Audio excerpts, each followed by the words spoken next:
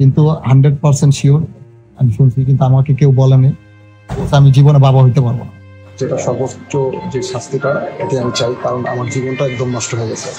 গভীর ঘুম থেকে উঠে দেখেন রক্তে ভেসে যাচ্ছে পুরো ঘর। তখনও বুঝতে পারেননি কি হয়েছে তার সাথে।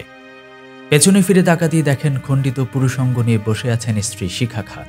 তখনই যন্ত্রণায় সাহায্যের জন্য হাউমাউ করে কাঁদতে থাকেন তিনি, কিন্তু এগিয়ে আসেননি কেউ। এমনই ভয়ঙ্কর অভিজ্ঞতার মুখোমুখি হতে হয়েছে জুনিয়র শাকিব খানকে। ড্রিঙ্কসের সাথে নেশাদ্রব্য মিশিয়ে খাইয়ে স্বামীর গোপনাঙ্গ কর্তন করেন স্ত্রী শিখা খান। মতো যেই মেডিসিনগুলো ইউজ করা লাগে ওই মেডিসিনগুলো ইউজ করে আমাকে অজ্ঞান করছে, কারণ আমার এটা যে কাটছে আমি আলাপই বেরিয়ে যাই। আর আমি যখন আলাপ পাইছি তখন দেখি আমার গেটের বাড়ির দরজা বাইরে দিয়ে লক করা, হচ্ছে আমি যেন বাইরে দিতে না পারি। পরে শিখা খানকে আটক করে পুলিশ সাকিবের খণ্ডিত গোপনাংশ ফ্রিজ করে রাখে। বাংলাদেশে নেই এর ভালো কোনো চিকিৎসা। ভালো চিকিৎসার জন্য যেতে হতে পারে ভারতে, তবে সেটা অনেক ব্যয়বহুল, খরচ হতে পারে লক্ষ লক্ষ টাকা।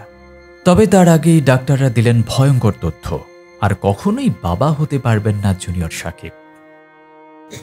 কিন্তু 100% শিওর আমি শুনছি, কিন্তু আমাকে কেউ বলেনি।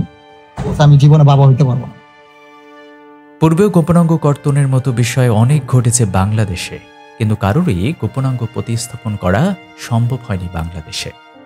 নিজের অমূল্য সম্পদ গোপনাঙ্গ হারিয়ে এখন পাগল প্রায় জুনিয়র শাকিব। স্ত্রী শিখা খানের চান কঠিন শাস্তি, যেন আর কোনো পুরুষের জীবনে এমন ঘটনা না ঘটে। জানা যায় টিকটকে ঢাকায় সিনেমার সুপারস্টার শাকিব খানের মতো কথা বলে আলোচনায় আসেন সাকিব খান। নিজেকে জুনিয়র সাকিব খান বলেই পরিচয় দিতেন তিনি, তবে তার প্রকৃত নাম শাকিল ব্যাপারী। স্থানীয়রা জানায় সাকিব এবং তার স্ত্রী শিখা সামাজিক যোগাযোগ মাধ্যমে ফেসবুক, ইউটিউব এবং টিকটকে ভিডিও কন্টেন্ট তৈরি করেন।